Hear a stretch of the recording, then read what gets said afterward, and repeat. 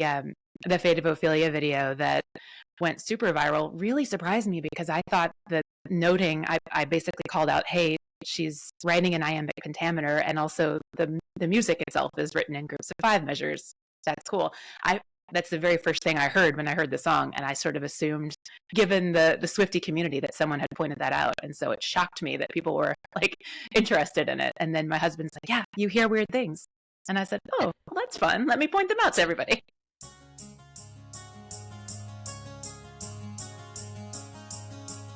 Hi, everyone. I'm your host, Dr. Shafer of Talks with Dr. Shafer. I'm so glad you're here. I'm a physician, mom, coach, author, publisher, and I am passionate about helping others reclaim their stories so they can build their most beautiful future.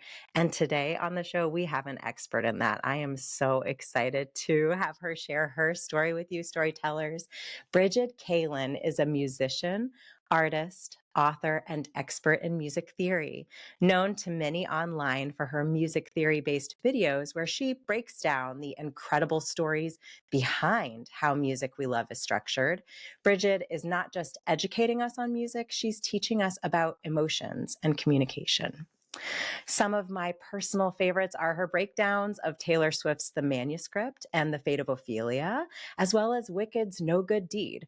All sorts of popular songs have big meaning behind the catchy beats, and Brigid's here to tell us more about it.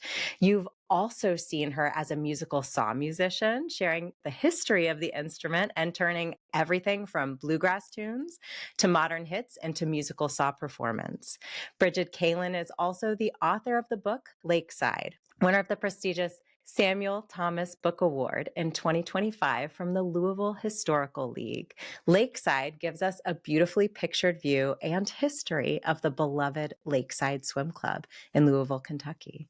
A breast cancer survivor, mom, and overall lover of life and whimsy, we are so excited to have Brigid Kaelin on the show today to share her work and wisdom with all of us. Thank you, Brigid, for joining us today.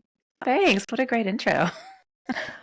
Thank you. Well, it's hard to decide how to introduce people. I really think it's important to introduce people fully.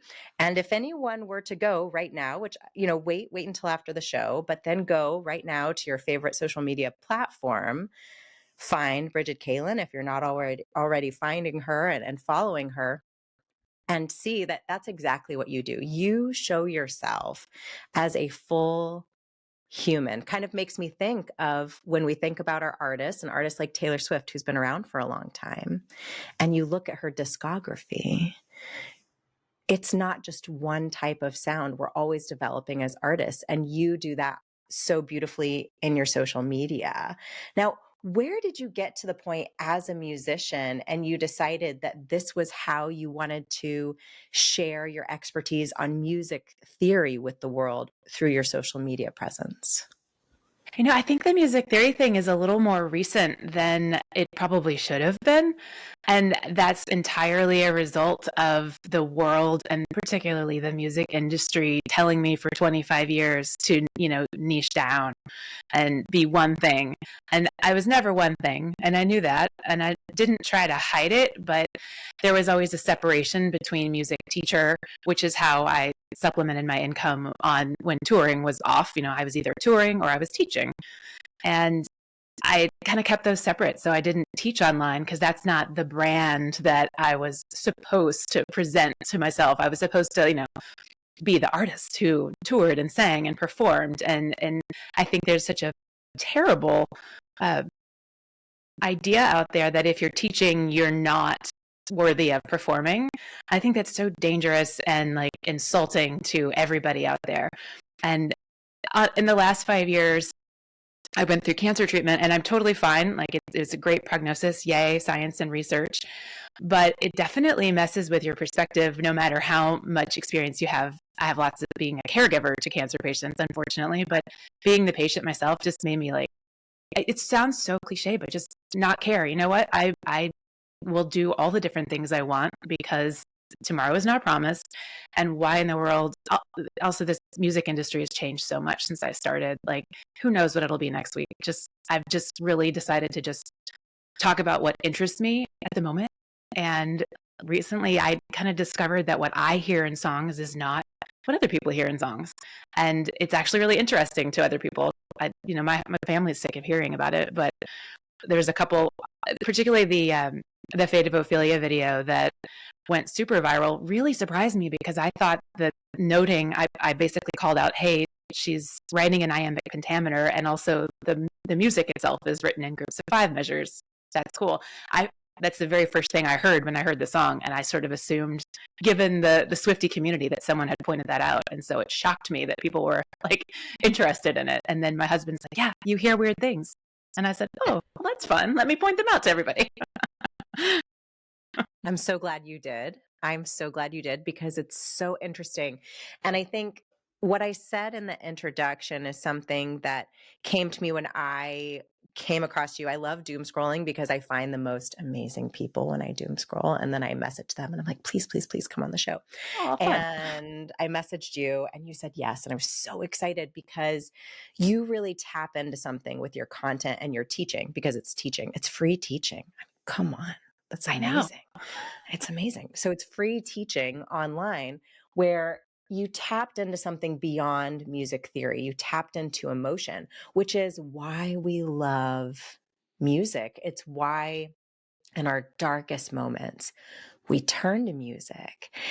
And I think, it's kind of like the Wizard of Oz or Wicked. Do you want to know how the sausage is made? Like, do you want to know what's behind the curtain? And I think a lot of people think, no, I don't, I keep it magic for me. But the way you teach it, it actually deepens the lore and deepens the magic, because once you understand how it is that some people could say playing with emotions, others could say evoking emotions, you understand that, you know what, if I'm not comfortable speaking in public, there are other ways for me to communicate with people, and I can learn these tools to communicate. I can write a song, and maybe I can communicate something to my family and my friends or my audience that I've never felt I could put into words before. Love everything about that. And it's so cool to hear somebody else speak about that, because you're right. You can absolutely just listen to the song and not look behind the curtain at all. And it still has the same emotional impact. It still hits the part of our brains that makes us, either it triggers memory or it releases dopamine or it connects in some way all over our brain and makes us feel. And if you're one of the types of people who wants to know why, then cool. But I love that that's how it comes across, because I hear these things on first listen. I like to think that, actually, I don't like to think, it's kind of annoying to think about it, honestly, but the way I listen to music isn't the way that most people do. I hear chords and harmony first vertically, and music is, it's in one of the arts that's temporal. And, you can look at a picture and then you can look at it as long as you want, and it's still the same painting. But music is over time. And so you are changed at the end of it. And it involves that investment in time. And that's great and cool. But knowing or understanding or caring about the reason why is so surprising to me. I don't necessarily hear it over time and melodically. I hear chunks of different harmonies on first listen. So I always have to listen to things twice. But it does help me point out different things that other people probably don't hear, just because of the weird way my brain works. It's interesting because I think that's the power of sharing our stories and the power of social media and like getting out and breaking past that boundary. So even as a musician, even as someone who has been a career storyteller and you've been on stages, right? So you don't have stage fright, so to speak, right?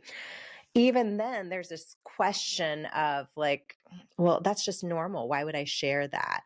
But then when you share it, it can just blow doors out. It can just like blow the walls out of a house and make this big auditorium. And that's really what you did, right? You shared these stories and it just blew the walls out. And now all these people are learning from how you're sharing them.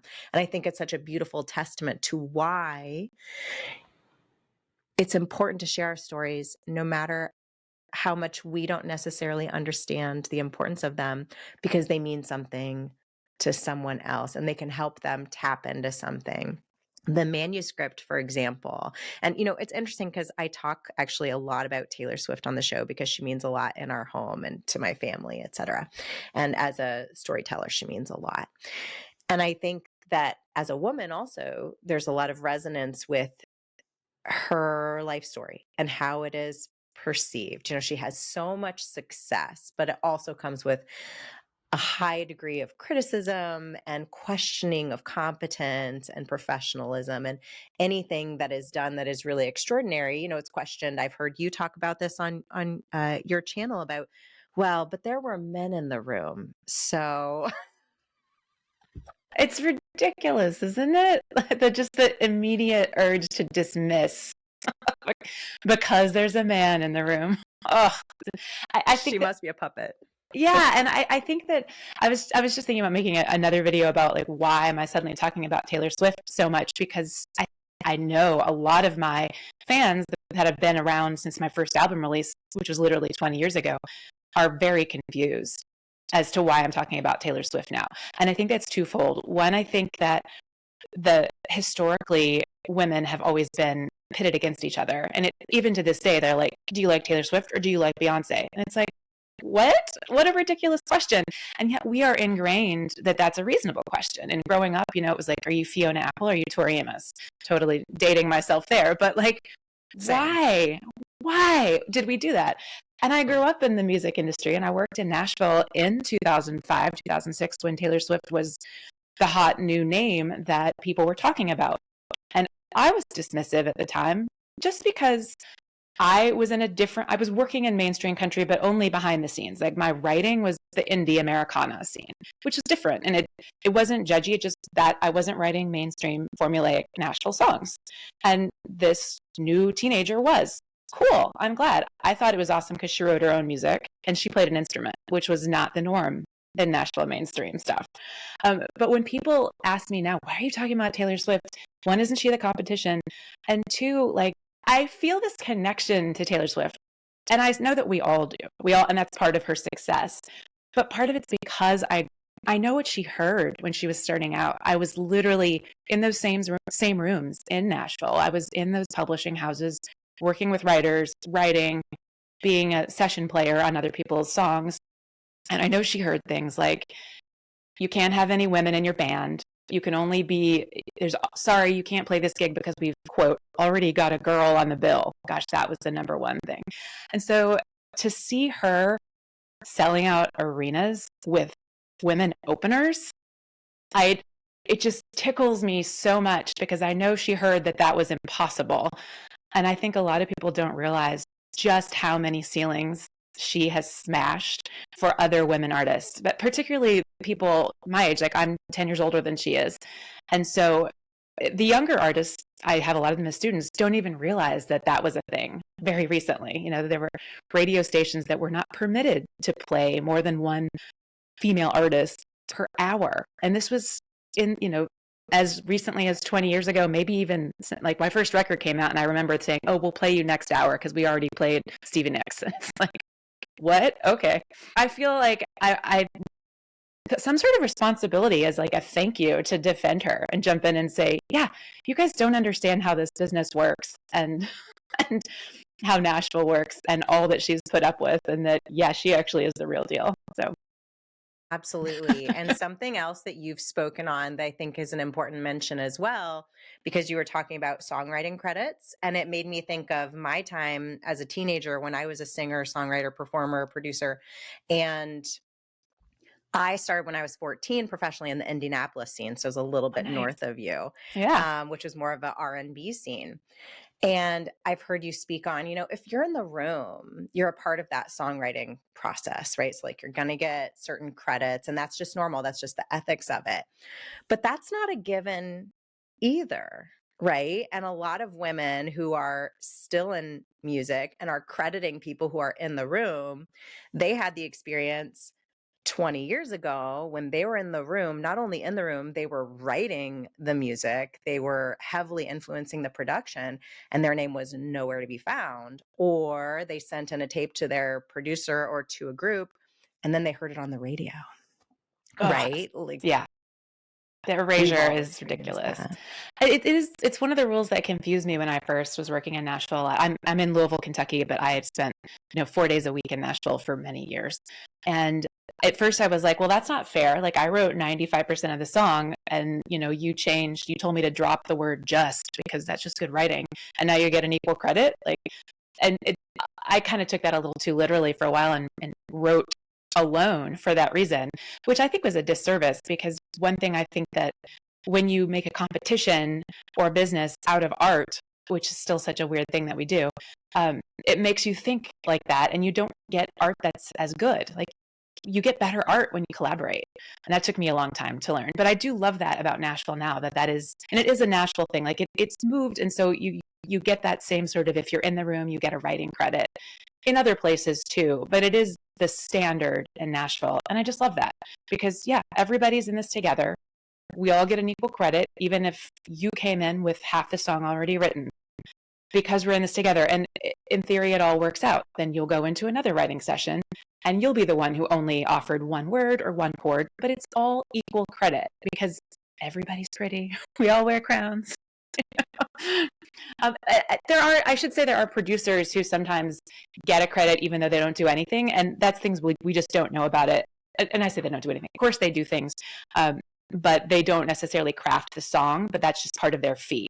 Like if you want to work with a producer and you can't afford them, then they might say, okay, well, I get a songwriting credit or I get 5% of the back end. Or there's all these things we'll never know about. But the basic in Nashville, yeah, it is. If you're in the room, you get a credit. So when people say, okay, but this new album, Life of a Showgirl, she has 2 men listed as all the writers with her. Like, so it's not her writing. Like, I think that's just ignorance most of these judgments stem from ignorance of the industry. And why would you know that? Like so much of Nashville and the music industry and theater and all this has been behind a curtain.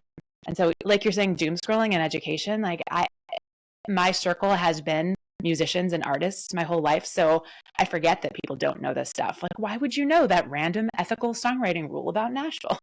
Like, why would you know that? So yeah, I like to share that stuff. And it's been really fun for me to talk about stuff that has always interested me, but I didn't realize could be interesting to other people. That's the great thing about social media when you use it as a tool in that way and you don't make assumptions, because we know what assumptions do, right? We know that saying. So when we don't make those assumptions, and also when we are generous with our interpretations, like I think honestly claiming ignorance is a or projecting ignorance is a more generous thing to do, because if we just don't know something, we can learn it. And so instead of stepping in with judgment, you thought, why don't I talk about this and see what happens? I love that. That's one thing I've just been, as my own psychology and shift has been trying to assume positive intent from everybody. And it really does change the conversation. If you just kind of step back and go, okay, well, what if this person's not trying to be a jerk in the comment section? What if they really, really didn't know? Like one of the things I enjoy, and I shouldn't enjoy it so much, is that I love a good clapback video on a troll in the comments. and so, but it occurred to me when I first started making them is that, like, wait a second, this person, I'm pretty sure that they were actually just trying to be a turd in the comment, but what if they weren't? What if they really think this? Well, let's educate them. So I've had fun with that lately. Yeah, I think that's the best. It's maybe we may think it's overly generous, but if we take a step back and we really just get out of our own emotions, right? Because our egos get involved so quickly. That's the first thing. And if we're like, okay, let's let go of that reflexive reaction and move into teacher mode, right? And I just had Matt Eicheldinger on the show, and he's a 6th grade teacher who has authored many beautiful books, including Sticky Notes, one of my favorite. And I love this idea. One thing that comes across so much in his interview and in his writing is that he's a very regulated person, and he's very generous in how he perceives the people who come into his life. And actually during our recording, it was really funny. We lost connection for a period of time. I think I had needed to reboot my computer overnight and I hadn't, so it needed to be rebooted. So it rebooted itself and started, and I came back and he's just sitting there. And I was like, oh, hey, and we had literally just been telling a story. He'd been telling a story about how his parents had modeled empathy and patience for him. And he comes back and he's just calmly sitting there. And I was like, oh, hey, sorry, I dropped out. And he's like, oh, you were frozen. And I just figured you were just thinking, like having a moment and really process. I love that. I wish I learned that lesson sooner. Wow, you are practicing what you preach. You are practicing and really embodying that generosity. So I think, especially in the online world, if we say, these are the tools this person has to come at me with today. What are the tools I have? How do I want to meet them? And so I love what you're doing and the way that you're doing it so positively. I so appreciate you. I was just so excited. It's funny. It's like, we talk about, who would you like to have a coffee with? What celebrity would you like to have a coffee with? And just pick their brain. And all day I was thinking about how, like, this is it. This is the conversation. This is the person I want to have this conversation with. So I'm Thank so you. excited. Oh, you're super fun. Your bio is amazing. I was like, neuroscience and doctor and musician. This is incredible. Well, I think that's the gift, right? Of leaning into who we fully are. And I've heard you talk about this, about how you've gotten to this point in your life where you're in the season where you're not going to box yourself in anymore. And I think that comes out even in your discography, right? Yeah, it's all over the place. It is, but how fun. How fun is that? I love, like, one of my personal favorites, actually a song that you're featured on with Scott Anthony, A Little Bit. Oh, yeah. I love Scott Anthony. He's such a good writer. I love that song. What feelings did that, for me, that was, very much a motherhood song. What feelings did it evoke for you in the process of collaborating? You've talked a lot about collaborating, the process of collaborating with Scott Anthony. Yeah. So Scott Anthony is amazing. I'm a huge fan of his. And it's funny because a lot of these musicians that have the face that you see, but then we also do other things. Like sometimes I teach lessons, and the other thing that I do is I play in a lot of other people's bands. And Scott is similar, but we happen to play the same instruments. So we would like give each other gigs, but never be together. Because, it's like if I couldn't play keys in the musical orchestra pit for Jesus Christ Superstar, I'll call Scott, or vice versa. And that's a literal thing that has happened. We have done that show multiple times and traded off piano playing nights because not everybody can be there every night.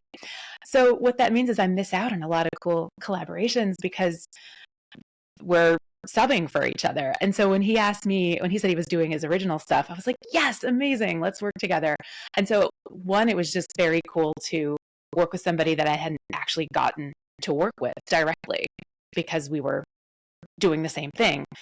And also that song was such a John Prine kind of vibe. And he's like the songwriter that I grew up with probably the most as a kid, and it reminds me so much of my parents. And I lost my parents like back to back 5 years ago, right before COVID. And it was, we all lose our parents, circle of life. I'm not looking for sob stories here, but it was for me, it brought back all these memories of the good parts of my childhood, which was listening to John Prine, going to John Prine concerts, just kind of saying, John Prine is one of my favorite writers because of the way he's so direct with lyrics. And it's so simple and yet so cutting. And I just love that. So I remember smiling. It was during COVID that Scott and I recorded this song. So we were like 40 feet away from each other in an old church, not an old church, a church that just wasn't open at the time. He had set up like his studio in one corner and I came to the other corner and we had very long headphones. But it was a really nice sense of connection because I was starved for connection at that point during COVID and lockdown. And so, yeah, music, it was great. I love, and I'll say, Scott Anthony is amazing. I'm actually producing something with him next week. So I get to work with him again. We were just texting yesterday. So that's so exciting. And I want to talk about, I'm jumping around a little bit in the discography of your life, but temporally it makes sense to dive into your experiences during COVID and the health experiences you're going through, parenting, everything. It was a bit of a perfect storm. So share with us what was going on at that time and how it's informed your current way that you are approaching life creatively and personally. Yeah, when I repeat or recount this story, I get embarrassed almost because I'm like, I can sense the emotions that the listeners or the other person is going to have because it's just such an absurd perfect storm. And I kind of want to take care of everybody and be like, don't worry, it's okay. Like, I'm okay now. So I preface that with, yes, so I have two kids. They're amazing. And right after my second was born, my mom got a terminal pancreatic cancer diagnosis. And it was this like, I had actually just been cast in a national touring Broadway show it was like a dream show for me. And it was like, but it's a 6-month contract. And literally the day they offered it to me, my mom got a 6 months to live diagnosis. So I turned it down. My mom was so angry at that, but like, come on, it wasn't even a debate for me. But the the week that my mom entered hospice, my dad got a terminal cancer diagnosis too. And it was just like, are you kidding me? And I feel like I was a really great daughter. This was 2019. So it was right before COVID. They both died then. And it was beautiful ends. I took care of them. Yes, it was dramatic and icky, but what it did for me was it taught me to advocate for myself within the health system because I saw how dismissive doctors can be, particularly with women and old people. And so a few months after my dad died, and this was March of 2020, I had been fighting because I felt a lump in my breast and no one else could feel it. And my mammogram was negative, and my ultrasound was that I had pushed for. They couldn't see it on there either. And multiple doctors kept telling me, you're just full of grief because you just lost your parents and you have a small child, small children, and your husband travels for work. And it was just so dismissive. And I think that if I hadn't just taken care of my parents back to back, that I would not have pushed. But I've called actually my mom's oncologist and I said, here's what's going on.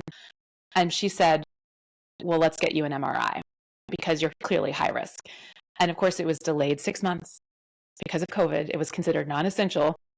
Women's health issues were non-essential. But the MRI lit up a tumor right away, and I was still stage 1, thank goodness, and I went through cancer treatment. So yeah, it was just ridiculous to have like back-to-back parents. And I'm an only child, so it was just like chaos. Small children, cancer treatment during 2020, and but it definitely taught me to accept help from other people because I had kind of done everything by myself my whole life. And for who knows why, I'm sure there's all kinds of therapist reasons. Lots of things we could dissect there, but accepting help from friends and what family's left and recognizing that connection is so important. And also why hide yourself. And if you feel like doing something that's not your brand, who cares? Your story isn't business, and art shouldn't be capitalism. And let's just kind of live together on this nice spinning rock. I haven't gone full nihilist, but it's kind of like, you know what are we all fighting for? This is ridiculous. So yeah, it definitely just kind of, it makes you realize you don't have a lot of time. I knew that my whole life, but also why would I box myself in if I want to do something else? So Exactly why. It's okay to turn the page. And I think what I'm hearing from you is something that I hear from so many people who travel through grief. And it's okay if right now you're in the really raw part of grief and you don't want to hear this and you say, Dr. Shafer, how dare you? That's okay. yes. It's okay. You're allowed to get angry and say, like, how dare you say that something good will come out of this? And it's also okay 6 months from now to gain a new perspective. It's kind of like what you said, listening to a song twice, 3 times, 5 times, or when you're a teenager and when you're 40. It's okay to hear and learn different things and for things to keep giving lessons. I recently had someone on the show, Sophia Lorenzi, who writes about her father's suicide and her grief. And the fascinating thing, she's about the most positive, kind person. And she was working with death row inmates, trying to advocate for them. Can you imagine? Wow. And a lot of it stemmed from her ability to live in this gray zone and hold her anger and her love and her compassion and her grief in one place and be able to say, like, it's kind of like a sphere. And I'm here now, and then tomorrow it can roll and I can be here. It's kind of like listening to a song. Like, well, my brain can only listen to one thing at a time. So this time I'm listening and I hear this, I hear the triplets. And then this time I'm listening and hear something completely different. And am I listening differently because I'm in a different space, right? Because something in life has taught me a new lesson. I have a new tool, and now I can notice things around me that I didn't before. And I think grief is that way. And I think it's one of the gifts of life when we can get to a place in grieving, because the grieving is going to be there no matter what, right? Whether we want it or not, it's going to be there, to get to a place to be able to see the gifts. And as Sophia talked about with her work, to recognize that just because someone's not in your life anymore physically, they are still in your life and you have an ongoing relationship with them. And I think music, in a lot of ways, and art is a way to continue relationships after someone is no longer verbally in a discourse with you. Absolutely. And you probably even know a lot more about the neuroscience and words than I do about this stuff, just because I have this image of the brain diagrammed from, whatever last time I took a class in it. But the parts of the brain that art lights up, music in particular, are so directly related to memory. And I just think that's incredible. One, because it can transport you to a time when you were with that person. Or, if you ever listen to a song unexpectedly, something comes on the radio or playlist, and you forgot that song existed, but suddenly you're like in your dorm room laughing with somebody you hadn't thought about in 20 years. And it just, and then you're flooded with whatever feeling you're flooded. Maybe it's a bad feeling, but the relationship of art and our community is just so cool to me. And, on a molecular level, it exists and it lights up areas of the brain. Some of it is rhythm, is all cerebellum related. Running is rhythm. And why would you run from a predator? Because you got scared. So there's like emotion and, your amygdala, and it lights up your lizard brain, but it also lights up other parts of your brain. And, and you can shut that off if you want to. And I love what you said just a few minutes ago about, if you're in a place of grief and you don't want to hear this right now, you don't want to hear that things are better, that's okay. I really, really hated that whole phrase of toxic positivity that kind of came out right when I was in the thick of it. And it was just so real, because I also feel like if you don't sit with your grief, then you're not going to get onto that other side of it, the good side of it. And so wallow if you must. That's when you turn on that tortured album. Or for me, it wasn't music, it was silence. I turned the music off for a couple of years. And whether that was the best way to process my grief, we shall never know. But for me, it allowed me to stop thinking so much and just feel, because when I listen to music, my brain lights up with, oh, C sharp minor. Oh, why did they go to the 5 there? And that's not what I needed to be doing. I needed to be sitting with myself at that time. So sound, music, it all hits differently for all of us. And I feel like, if someone out there is in the midst of grief, you need to just do what you need right now. And only you know that. Maybe it's listening to the most tortured album you've ever heard, and maybe it's listening to nothing. Did you have a period of time? I understand the listening experience you had. Did you have a period of time where there was a so-called writer's block in that period? And how did that fog lift? What was that experience like for you? I'm still in that zooming out phase and trying to see what happened. What is the story there? But I absolutely did. And part of it was just existential angst of, why would I bother to do this? Who cares what I'm thinking? Why write a song about this? I also, so much of my career has been based on the live performance. And when I am playing live, I love to see people's faces. So I much prefer like a house concert to a big stage with lights, because I can't see anybody's faces. I like to make people smile. And whether that, somebody was like, that's because you're a people pleaser. Like, maybe I probably, some part of it is, but also I like to remind people that laughter feels good. And so I often sing happy songs when I'm doing live stuff rather than sad. So I tend to want to not write a sad song for that reason. Cause I'm like, well, if I put this out, then I have to sing it live and then I'll just bring everyone down. And they just wanted to go out and hear music on a Saturday night. And here I am making them cry. So I think I stopped myself from writing a lot of songs because I didn't want to write another tortured song. But I flipped it and turned to art as visual painting, which had always kind of been a hobby of mine. And so when I went through 7 or 8 surgeries within a year. And honestly, the anesthesia was probably the worst part for me. It just it made everything foggy.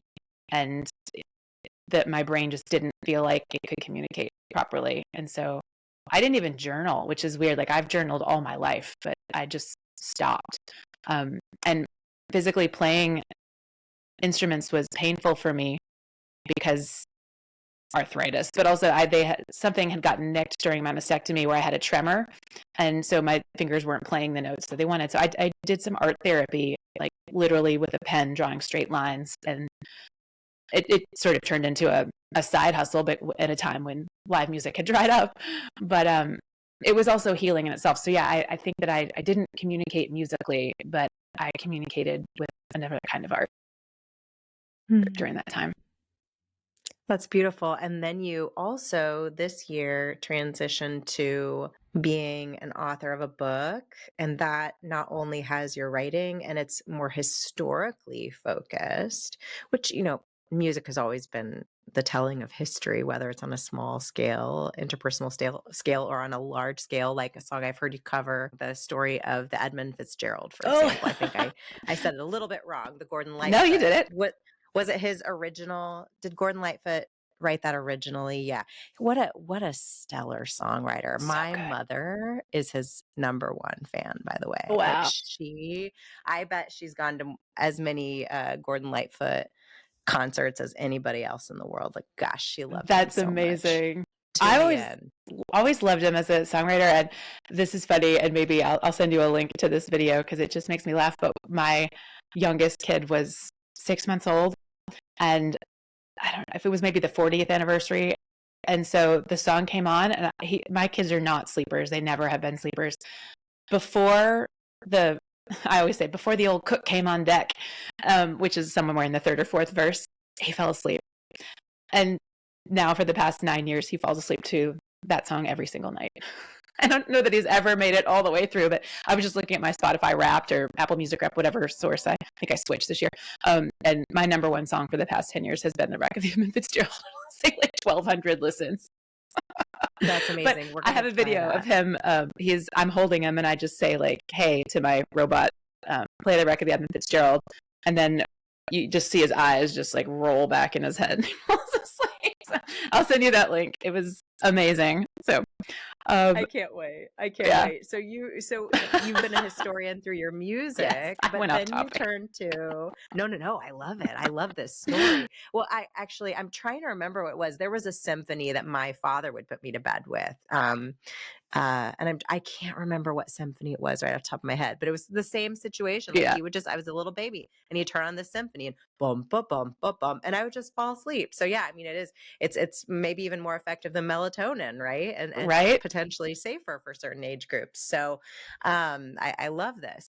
But so you became a historian in a new way. And tell me about this because I've never been to Lakeside. I grew up in central Indiana. So of course I know Louisville. I've been there several times, but never heard about Lakeside. And I hear it's your favorite place in the world. So tell me about writing this book and why it was so important to share this particular story. I think as the world has like caught more and more on fire, my beliefs has pulled back to hyper focusing on hyper local things and what can you do in your own community, because we fight for things and we don't see any change, but you can decide that your neighborhood association is like being too aggressive and go to a meeting and say, guys, who cares what people do with their garbage bins or whatever. So on that note, Lakeside, it's funny. I've sold like a whole lot of these books, which has blown my mind. The publisher printed way more than I thought because it's a swimming pool in one neighborhood in Louisville, Kentucky. Who is going to care about that?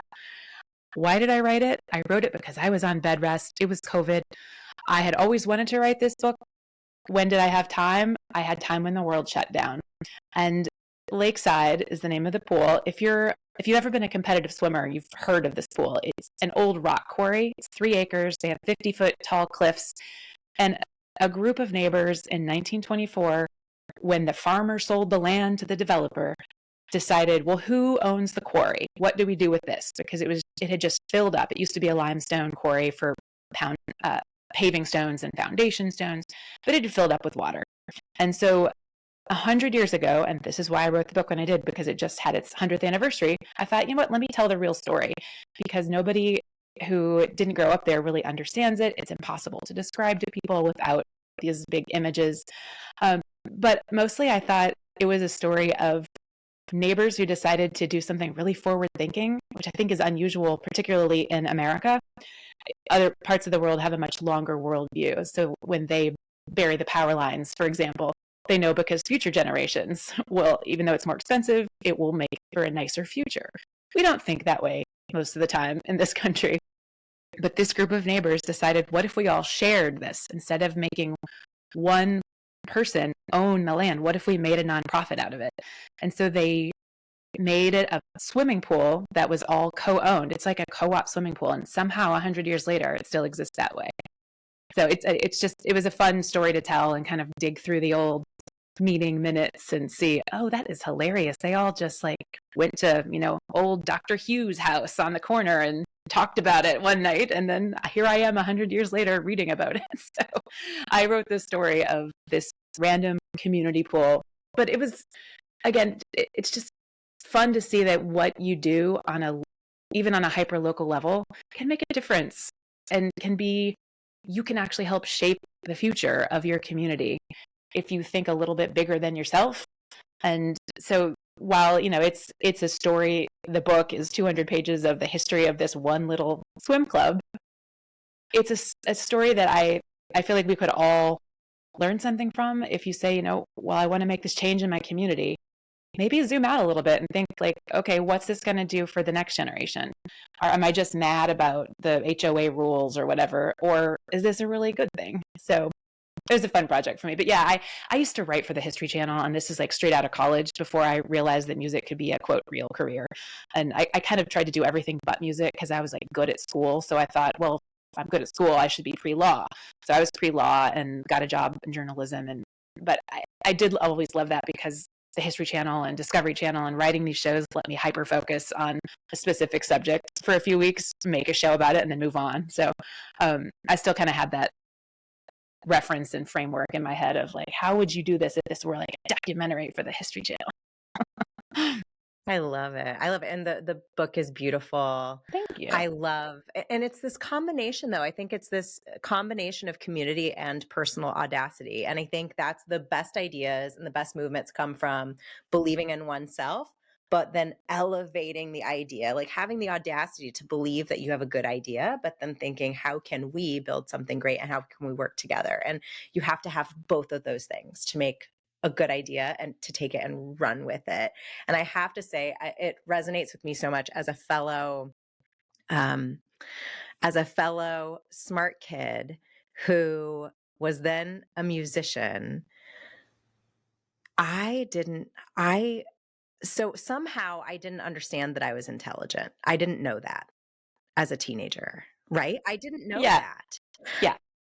Even though by the time I was a sophomore, my freshman year, I was taking mostly senior classes. By the time I was a sophomore, I was finishing up. By the time I was a junior, I was really only in choir, performance choir, jazz choir, dance choir, all the choirs.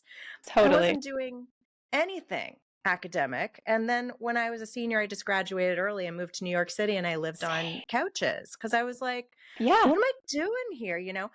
But it never connected to me that's because I was smart enough to just to just not study and just finish school early. Never connected with me. Yeah, Same no, I with feel you. that so much. Yeah, and then the it's also, maybe you had the same experience, maybe not. Like the knowledge that you're young, and so maybe you shouldn't make these big life choices right away. Like I graduated from college when I was 20, and I was like taking the LSAT and like, gonna go straight to grad school. And then I was like, wait, you're young. You should take a gap year. And I'm still on that gap year. But like it's been great. But yeah, nobody I feel this a lot, and nobody told me lots of things, and I feel like that's unfair. But also, why is it their responsibility to point this stuff out? And if I was a smart kid, perhaps I should have figured that out myself. But it's all, everything's made up, right? Not, again, not to go full nihilist, but like So true. there's No, not it's a just so script. I true. thought I had to follow this script. Like you got good grades, go to college, go to law school, or whatever it is, like back to back to back. And that's just not true. You can make your own scripts, and you should make your own scripts, because this sort of, to like, I homeschool my kids, which was it was because not something I'd ever thought I'd do. I was in cancer treatment before the children were able to be vaccinated and schools opened back up. And I was like, well, I can't send my kids back because then I will die. So, um, to be very dramatic, right? But it turned out to be the most amazing thing for us. And one thing I've learned that we're still homeschooling, and my kids are blossoming. They're downstairs right now, just like reading. Like they're cuddled up reading. Like one's reading a book on anatomy, and the other one is reading 20,000 Leagues Under the Sea by choice, because no one's forced him to read the classics. He's just interested in them. But what I've sort of come to realize is that school, of course, it's all made up, but like the way we categorize, like now you take chemistry, now you take biology, now you take music, now you take math. Like it makes sense that in a school system you separate all that stuff, because you have to, because there are 30 children in the classroom and you have to specialize and make sure that kids get it. But truly, it's all so connected. And we followed a syllabus for a while, and then I sort of realized, wait, we're doing this lesson on the periodic table, but that actually ties way into psychology, which ties into art. And so, like, let's talk about all this. What I kept thinking, save that for art time. And it's like, actually, the world is not categorized. We made that up. So Yeah. it's made this sort of, I'm a lifelong learner, and I hope that I stay that way. I just love to learn something I didn't know before. And it has been my favorite part of homeschooling, is just opening the world to my kids and taking them out to someone else's lecture, or like we spent a month in England and Scotland right after the schools went back in Kentucky. I had found, like, I went through a hyper focus of points and miles hacking. So I found free flights. So anyway, I stayed with friends. We spent a month. So like the kids literally were on Hadrian's Wall, like talking about Roman empires. Like, how cool is that? So, totally recognizing the privilege that gets us here, but just the idea that there's so much to learn and you don't have to categorize yourself is something I wish I'd learned ages ago. You don't have to follow the script. Yes. And it's interesting because it's a privilege, but the privilege was also born out of a lot of challenge and tragedy. And Mm-hmm. that is life, right? You have these pieces, it's like Lego. What are you going to build with it? They could just be plastic pieces in a pile, or like, what are you going to build with it? And you're building something beautiful. And by the way, I have a new book idea. I think there should be like Schools in Session with Brigid Kaelin, the unschool school. I mean, I'm ready. I'm ready. I think that this needs to happen, Love because it. what a beautiful idea. Because I did also homeschool during COVID out of necessity. As a female physician, I never in a million years would have expected that I would be homeschooling, but it is some of the most wonderful time. And actually, my daughter wrote she has 3 books. She has 2 coming out next year. She's 11 now. She wrote her first Amazing. book. She wrote her first book when she was 8 in homeschool. Why? Because she looked at me one day and she was telling a story that she had composed that was inspired by foxes that lived outside of our window that they had kits. And she said she wanted to write that story. She was already verbally writing it. And she had always been, her thing when she was little, she would ask me to videotape her and she would audibly tell a story right before she could write. And so she'd always been a storyteller in that way. And this was her way of growing into being an author. And it's taken off ever since and given so many gifts. Had we not been homeschooling at that time, I don't think we would have had the time or opportunity to dive into that part of who she is. And now it's a huge part of who she is. And she's always, everything that she does, she's thinking about it through a storytelling lens. And beyond, she's always been really good at moving past the ego, which I think is the brilliance of a good storyteller. And you're one of those people. And you can tell that through your social media. Beyond the ego of like worrying too much about what I'm saying and how I'm saying it, and more thinking like, wow, what do I want to communicate, and what's the story, and what do I want, then thinking a step further, the person to be able to be inspired and do with the story. And she's always been that kind of storyteller. And so I love this idea of taking our challenges and thinking, what can I build with this? And you've really been an expert at that. And it goes back to music theory, right? Like music theory is breaking down, what did they build with this? How did they do it? And why does it impact us so deeply? Right. It's all Lego. I love that. Have you read that book? It's like a Scandinavian author. It came out 25 or 30 years ago. Sophie's World. It's this, No. it's a very, I feel like I read it in my 20s. The kids and I they actually made a graphic novel version of it too that my kids have been obsessed with, but it's about atoms, and it's not about atoms. It's about philosophy. It's the history of philosophy told through letters, mysterious letters that come, but it's also just a really great worldview story. But one of the things in the beginning is about Lego and atoms and building blocks. And I love that idea of what can you build with what you have? Anything. It's amazing. It is. Okay. Sophie's World. It's on the sticky note. Going to be looking it up. Excited. I've got a big TBR, but I'm always excited to add to it. What's on your TBR? What's next for you to read? I've been nerding out on neuroscience lately, just because people have had questions about my music theory videos. And I realized, I was like, oh, I used to know that. Let me go see if I'm actually right about that. And so, like, is it the nucleus accumbens, or did I just remember that for a test one day? and so I've been nerding out on neuroscience books lately. But I honestly, when it's winter, I always want to reread Wuthering Heights, which I don't even really love as much as I used to. I think I was a tortured teenager, but I love the building of the world of like the Yorkshire Dales and the moors, and it's cold and dramatic and everything is terrible because we're cold. I hate winter so much. So I also like to either completely lean into those sort of Victorian like ghost stories in the winter, or the complete reverse and just like the book version of like Christmas movies, and just not everything works out. And I want, it turns out he was a prince and whatever. And it's so funny because like people go, you read those? And I'm like, yes, life has been very hard. This is what I would like to read. I want to read a story about somebody who quit everything and opened a bookstore on an island. So I have very different stacks of books, neuroscience and Christmas rom-coms. So. I love it. I love the TBR. We should link those books so that people can find them and go check them out if they haven't already, for sure. Tell me the neuroscience. If you have like a list of neuroscience books that are really picking your brain right now, I will, inspiring you, let me know, and we'll link those because that's really, really fun. You've got one right there. Oh wait, I can't see it. What is it? It's is it backwards? It's probably backwards. Nolan Gasser. I got like half. This is a huge book. I'm honestly, I read half of it yesterday, and not just that's because book. I mean, well, I don't know that it's that. I feel like I just recently stopped I had to take those cancer meds for 5 years, and I just took my last one like 2 weeks ago, and I feel like my brain is coming back. Like I couldn't sit down, and my ADHD was just out of control. But I feel like it's getting better now, and so I read half a book. But it's the science of culture and musical taste, and it's really similar to This Is Your Brain on Music, which is that Daniel Levitin book that came out like 20 years ago, which is a neuroscience book.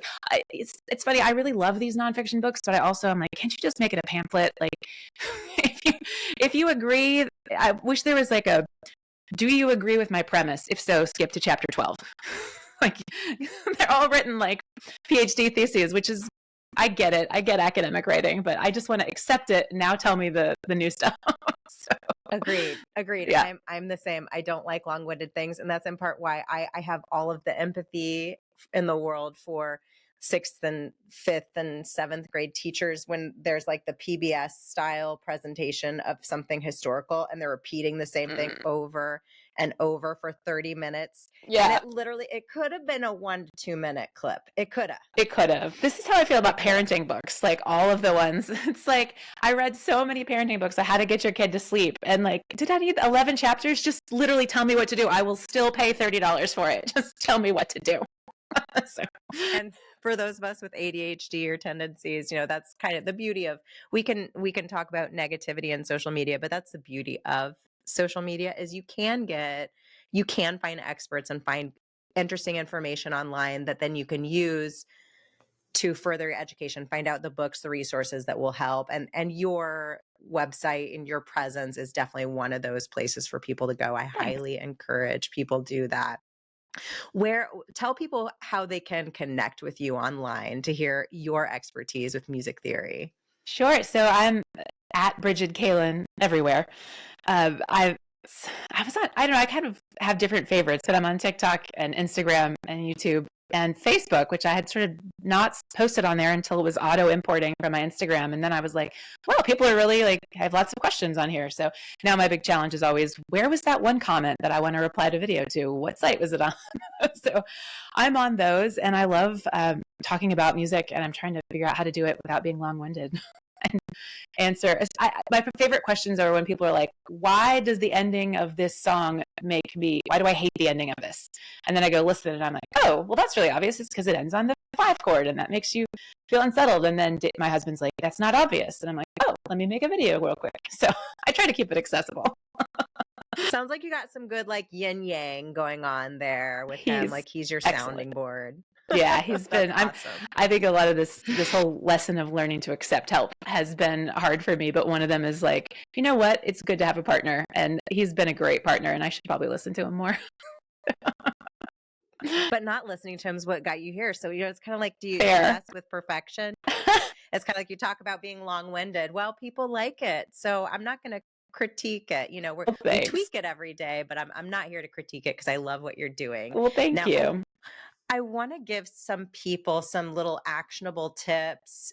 People who are listening may also be musicians like yourself, and they may be able to learn some habits from you, either for what to do now if they're in a similar phase of life like you and I are, and we're kind of dealing with the aches and pains of constantly using our hands for playing piano, guitar, what have you, or the musical saw, because so many people have hurt their hands playing the musical saw. So what are some tips that you have as a professional musician, ways that you protect your body and heal after playing music all day long? And what are some things that maybe you would do differently now looking back to protect yourself? It's so obvious when I say it, but water and rest. Like, I've been really protective of my bedtime ever since I was going through cancer treatment, and saying no to things. I can't believe how often I used to go out, and part of it is, and I wasn't even a partier or like a big drinker, but the idea that you have to buy a bourbon and ginger at a bar or you're not able to be there. Like, I wish that I'd been like, oh, actually I could just get tonic water or a Sprite, or just give them $10 if they don't want anything. So drinking less, or not even drinking less, but just like recognizing that you don't have to do that, because it wrecks your voice more than anything. So there's lots of other reasons, but that's not, I mean, I still enjoy a glass of wine every so often, but I'm looking back, I'm like, wow, I really stopped by the bar at 10:30 on my way home after a gig. Like, perhaps I should have gone to bed early and had more water. But honestly, I feel like stop worrying about the business part of it. I'm always trying to make a business out of everything I do. And that comes from growing up financially insecure. And I wish that I had just like done exactly what I wanted to do instead of that. So water rest for the physical stuff, and then follow your heart, and just get a job if you have to.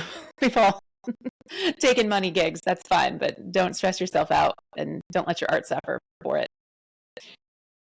And understanding, like we said earlier, the seasonality of life, that the discography is going to morph over time. It's okay to be the life of the showgirl today and TTPD tomorrow and fearless the next day. Absolutely. And I wish that more listeners out there would forgive their favorite artists for when they do take a turn, because I think that if they're a real artist, they're not going to make the same album over and over.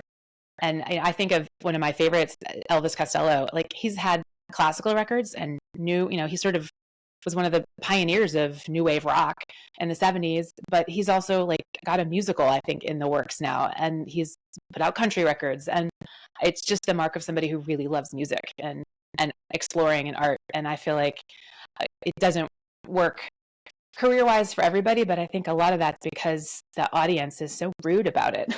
Like, trust your favorite artists, I think, if you're a listener, or at least be forgiving. Like, maybe that record's not for you, so don't listen to trust it. them. And if you are a storyteller and you are an artist, also being generous to understand that that's a reflection of where they are. They may not be able to meet you in your next season and your new sound, but that's okay. You owe it to yourself to create the sound that is you, because that will bring your listeners to you. That may just not work for these listeners right now. You don't know what 10 years down the line, what that's going to look like for them. Just show up for you. For you. And that's what you do. And that's what inspires me so much about your work. Thank you. It's a long lesson learned, but the art is always better when you're truthful. And that seems so obvious, but if you stick to your truth, and don't assume that your truth is obvious to the rest of the world, because you're you and you have a unique perspective. Well, that's beautiful. Now, Brigid, thank you so much for sharing so much. Before we go, let's play a game. Oh, yay. I love to end the show with a quick round of questions to ask an expert like yourself. Random, rapid fire. We are looking for your quick answers. Are you game? Okay. Yeah. Yeah, I'm excited. A little nervous. Okay. Your favorite kind of music? Folk rock, like storytelling with really simple chords that has wordplay and tells a story. If you could only have 3 instruments on a desert island, which ones and why? Piano, guitar, and accordion. Because the accordion's more portable, so I could like walk around the island. And the piano and the guitar just light up different parts of my brain. Like, am I going to be soulful or folky? I love it. And I'm surprised a little bit that you said a string instrument, because in my brain I was thinking, well, she's thinking I could probably find some rubber bands eventually, so I don't need that. Yeah. Fair. And you yeah. You have an awesome short on that. Everyone go look about the work that you're doing in Shakespeare and making music with found items to represent what it would be like to be a shipwrecked crew and telling stories through music. That was really cool. That was a fun project. It was The Tempest, if you're out there listening. And we did a musical for Kentucky Shakespeare last summer. It was awesome. That's awesome. I should probably bring the saw, though, just because it would be handy as a tool if I really was stuck on the desert island. Oh my gosh. See? Well, that's the gift of having a little more time to think about it. Like, right. Oh, yeah. Impulses. What might help me? I don't need to cut down the coconut tree, though. I can shake it. That's true. It won't give any more coconuts. Yeah. What is your favorite instrument to play? The piano. Just a big grand piano. Feel it in my bones. I love it. Favorite song to play? The first thing that popped in my head was Souvenirs by John Prine, which is a really simple finger-picking guitar song, but I just think it's got such beautiful wordplay and makes me feel good. Favorite song to listen to with your kids?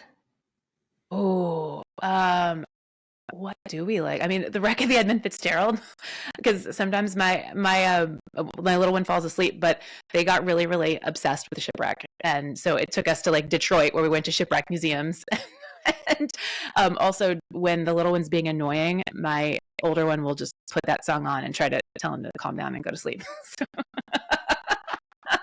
to Oh my sleep. gosh, I could see when they're 20 and 30 because there's Yeah. an age gap, right? I can see Yeah. like this joke lives on. Oh, it My will. heart will go on. This joke will go on. I love Forever. it. Okay. When do you feel most inspired to write music during the day? I feel most inspired around in mid-afternoon. Like, I feel like I've checked off all the things I'm supposed to do for the day and my head kind of clears out. So like 2 or 3 o'clock. Usually that's, of course, when everything gets really, really busy in my life, in my personal life. So it doesn't always land, but I'm late afternoon. I want to take a shower and sit down at the piano about 3 o'clock. If you could have a jam session with one musician, who would it be? Is this alive or dead? Like, of all time? Anybody. Anybody. Bach, like long dead. Johann Sebastian Bach, late 1600s, early 1700s. Mostly because I'm obsessed with harmony, and he kind of, and in my brain, it probably was his wife or his sister or somebody, but he's sort of credited with locking down all the rules of harmony that we still use today, which is why it irritates me so much when people are like, Taylor Swift copied the chords from whatever. It's like, no, they all copied Bach. So I would love to just like sit down and be like, did you know that in 400 years, the most popular song on the planet is going to be based on your minuet in G? I think we would nerd out all day long. Awesome. And what is the next adventure for Brigid Kaelin? I don't know. I mean, I want to write a musical. I want to write. So it's less about songwriting for me now and more about crafting more books. I really, really enjoyed writing my community book, and I've always had a memoir in my brain. I had written like 100,000 words of something when my parents had died, and then suddenly I got diagnosed, and I thought, well, it turns out I have it at Act 3, and I like shelved it. So I'd love to go back to that and write a book about what I've been through and music psychology. So next time you're on the show, we'll have the 2 books that you mentioned, and then you'll have your book as a continuation of the theme. I love it. I can't wait to read it. Thank you so much, Brigid, for being on the show. This has been such a pleasure. It's been great. Thank you for the invitation. Thank you so much for being here, Brigid. This has been wonderful. And I want to thank you to our storytellers as well. I know you have learned so much from this show, as have I, and just called back on so many memories, just like music does for us. It brings back so many amazing memories and allows us to tap into our life experience in a way that may feel scary or inaccessible without music. And that's the beauty of it, and the beauty of the storytelling and teaching that Brigid Kaelin is doing. So definitely follow her. Brigid, tell us again where people can follow you. I want them to go subscribe because they can't miss out on this. Oh, thank you. YouTube, of course, TikTok, Instagram. I have a Patreon page that is fun. I always hate asking people to join that, but it exists in case you just feel like tossing $1 my way. But yeah, I'm on all the socials, so except Snapchat. I'm too old for that. Never Snapchatted a day in my life. Never will. I love it. I love it. Well, thank you so much, storytellers. Leave your comments, questions for Brigid Kaelin and I, and we would love to answer them. Follow her, and maybe your questions have been answered already, but she does have a habit of making some really interesting video answers to questions. So make sure to engage. I'm sure you'll learn something amazing. Thank you so much for being here on the show. We appreciate your time. Please share with someone who you think would love this discussion and loves music too. And if you haven't already, subscribe to Talks with Dr. Shafer, where you enjoy podcasts so you don't miss out on any of the inspiring episodes we have coming up. Until next time, stay safe and take care. I'll talk to you soon.